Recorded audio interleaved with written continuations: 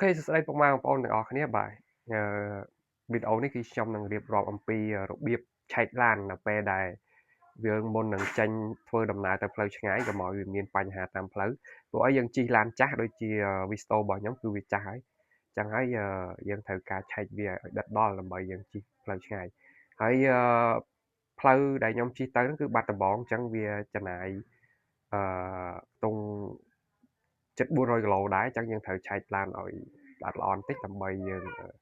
ធ្វើការចេញទៅព្រោះវាផ្លូវឆ្ងាយយើងអាចខូចឡានតាមផ្លូវអីគឺពិបាកមែនតើបងប្អូនអូខេនេះគឺជាម៉ាស៊ីនឡានរបស់ខ្ញុំគឺដីច្រើនមែនតើបងប្អូនគឺយើងត្រូវបើករ៉ូបមុខដើម្បីឆែកមើលមួយចំនួនឥឡូវយើងឆែកមើលកដងទឹកទី1គឺយើងឆែកមើលទឹកវាឆែកមើលទឹកវាថាតើទឹកស្គួរនឹងគ្រប់អត់ហើយយើងឆែកមើលនៅលើធុងទឹកទៀតព្រោះខ្លាចឡានយើងវាឆ្លងវាលិចតាមរងកន្លែងអញ្ចឹង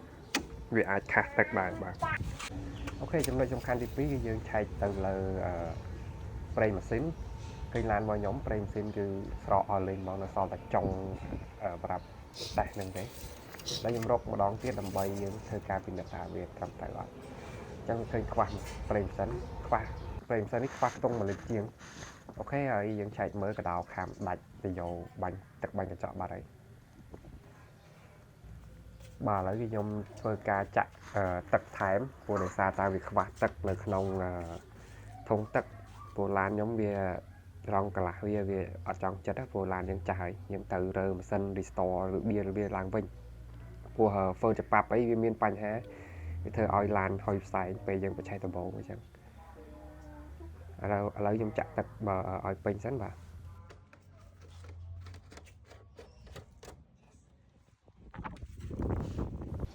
អូខេឥឡូវទឹកយើងពេញហើយយើងបិទក្រោបវាពេញសិនអូខេចំពោះប្រេងម៉ាស៊ីនខ្ញុំចាក់មូលតុល20Hព្រោះខ្ញុំធ្លាប់ចាក់10ខ្សែវាជីកអត់ស្រួលឡានម៉ាស៊ីនវាលាន់សលេងព្រោះឡានយើងចាស់ហើយ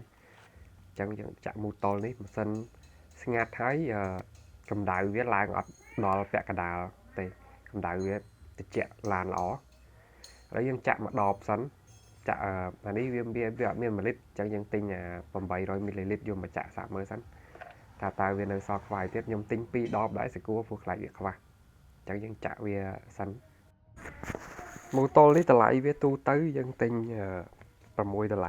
បតែកន្លែងម៉ូខ្ញុំគាត់ចោះឲ្យ2000អញ្ចឹងទិញ2ដបទៅ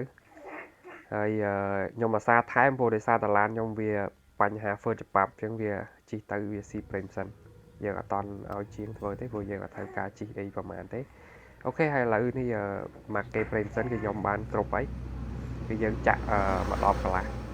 ព្រោះខ្ញុំខានចាក់ប្រេងសិនថែមយូរតែឥឡូវឡាននេះវាបញ្ហាហ្វឺតច្បាប់កាន់តែខ្លាំងហើយព្រោះវាអាសាហុយផ្សែងពីមុនយើងហុយផ្សែងតែពេលបច្ឆេះទេអូខេបន្ទាប់មកនេះគឺជាគ្រាន់តែអែតបន្ថែមទេបងប្អូនបាទគឺខ្ញុំអែតទឹកលាងប៊ិចព្រោះឡាននេះវាជីយូរហើយអញ្ចឹងយើងអត់ដែរលាងប៊ិចអត់ដែរលាងអីវាឥឡូវយើងធ្វើការបើកទឹកលាងប៊ិចខ្ញុំប្រើ Macwoos អាហ្នឹងផលិតផលល្អដែរប៉ុន្តែមួយដបហ្នឹងឃើញទូចចឹងទេ$8ដែរមួយដបអញ្ចឹងយើងដាក់វាទៅដើម្បីឲ្យឡានយើងវាជីទៅវាស្ទុះជាងមុនហើយវាលាងប៊ិចបានស្អាតប្រព័ន្ធប៊ិចអីកម្អអីក្នុងច្បាប់ក្នុងអីហ្នឹងគឺយើងវាលាងបានស្អាតហ្នឹងណាអូខេបងប្អូនបាទចំណុចចុងក្រោយនោះគឺគ្រឿងក្រោមគឺយើងត្រូវមើលគ្រឿងក្រោមដែរពិនិត្យមើលខ្យល់សបកកង់ដូចជាបូមដូចជាអីនិយាយរួមគ្រឿងក្រោមយើងអើតមើលមកប្រាវទៅដើម្បីយើងដឹងថាតើមានប្រឡងណាវាល្បូតវាអីអត់ចឹងណាអញ្ចឹងដើម្បីសុវត្ថិភាពយើងហើយទីចកោតក៏ពិសេសដែរគឺយើងត្រូវឆែកមើលដែរព្រោះយើងជិះទៅដាច់ទីចកោតគឺចប់ហើយអូខេហើយវីដេអូនេះគឺមានតែប៉ុណ្្នឹងទេកុំភ្លេច follow ដើម្បីទទួលបានវីដេអូថ្មីៗបន្តទៀតសម្រាប់អ្នកដែលមិនទាន់ subscribe YouTube ខ្ញុំសូមចូលទៅចុច subscribe YouTube ម្នាក់មួយទៅបាទហើយនេះខ្ញុំមកដល់បាត់ដំបងហើយអូខេបាទដល់ផ្ទះហើយផ្ទះសាក់ធម្មជាតិបងប្អូនសម្បូរដើមឈើម៉ាក់គាត់ដាំច្រើន